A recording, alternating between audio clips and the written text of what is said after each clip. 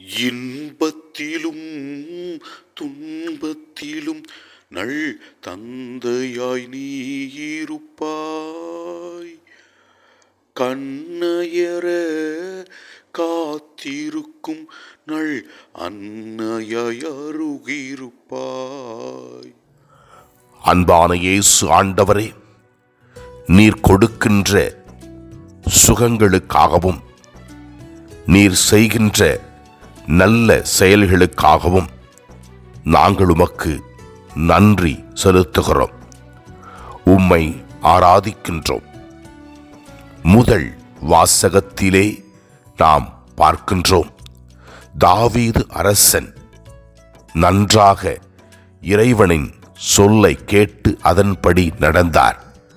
ஆனால் அவருடைய மகன் சாலமோன் தன்னுடைய மனைவிகளின் தெய்வங்களை வழிபட்டு இறைவனுக்கு எதிராக பாவம் செய்ததை பற்றி விளக்குகிறது முதல் வாசகம்.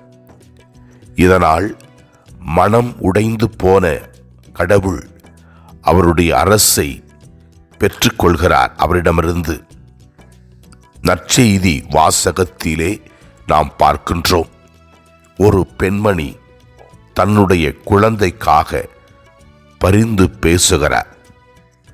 ஆண்டவர் இயேசு உதவி செய்ய முடியாது என்பதை விளக்கிய நேரத்திலும் அவர் இயேசுவில் விசுவாசம் நம்பிக்கை வைத்து கேட்டார். அவருடைய நம்பிக்கையை பார்த்த இயேசு கிறிஸ்து அவருடைய மகளுக்கு சுகத்தை கொடுத்து தீய ஆவியினுடைய பிடியிலிருந்து காப்பாற்றினார். நாமும் நம்பிக்கையோடு இயேசு கிறிஸ்துவிடம் வரும்பொழுது அவர் நமக்கு நல்லதை செய்வார். நம்முடைய கஷ்டங்களில், கவலைகளில், துன்பங்களில், நோய்களில் ஆண்டவரிடத்திலே நம்பிக்கையோடு வருவோம். அவர் நம் நம்பிக்கையை முன்னிட்டு நமக்கு நல்லதை செய்வார். ஆண்டவரே, நம்பி வருகிறோம், எங்களை ஆசீர்வதியும்.